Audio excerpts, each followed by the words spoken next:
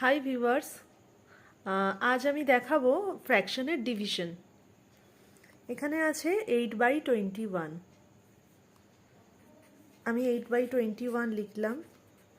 আর division যখন করতে হবে তখন আমাকে কি করতে হবে, ডিভিশনের সময় আমাকে একটা ইনটু সাইন দিতে হবে। আর নেক্সট যে পার্টটা থাকবে সেটাকে উল্টো করে দিতে হবে। মানে এখানে আছে 4 আর নিচে কিছু নেই, মানে 1 আছে, তো তাহলে আমার এইটা হয়ে যাবে 1/4।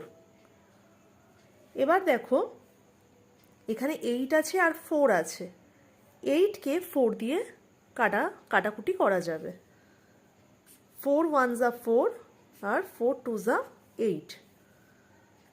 এবার 2 ইন্টু 1 2/21, এই হয়ে গেল অ্যান্সার।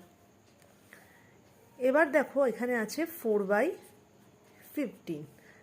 আমি এখানে কি করব, একটা মাল্টিপ্লাই বা একটা ইন্টু সাইন দেবো। একটা ইন্টু সাইন দিলাম।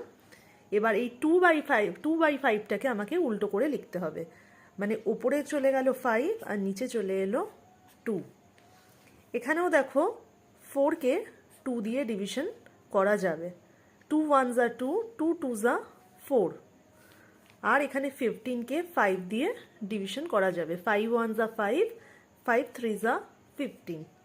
তাহলে 2 1 যা 2 আর 3 1 যা 3। এটা হয়ে গেল অ্যান্সার।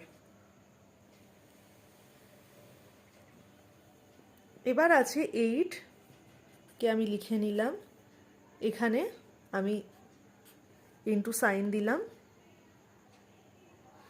এবার 5/6টা উল্টো হয়ে হবে 6/5।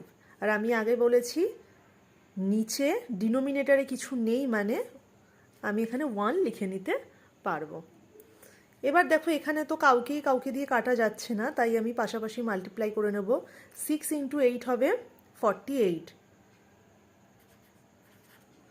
আর 5 1 যা 5। নিউমারেটর বড় এসেছে, তাই আমি একে ডিভিশন করব। এবার কি হবে, 5 9 যা 45। 8 - 5 3। এই 3 ওপরে চলে এলো আর 5 নিচে লিখে নিলাম। অ্যান্সার হলো 9 3/5। এবার আমি দেখাবো নেক্সট। এখানে আছে 5 1/3। একটা মিক্সড ফ্র্যাকশন আছে, তাই একে ব্রেক করে নিলাম। 5 3 যা 15 প্লাস 1, মানে হয়ে গেল 16। ডিভিশন করব। এখানে আমি আগে ডিভিশন সাইনটা দিলাম।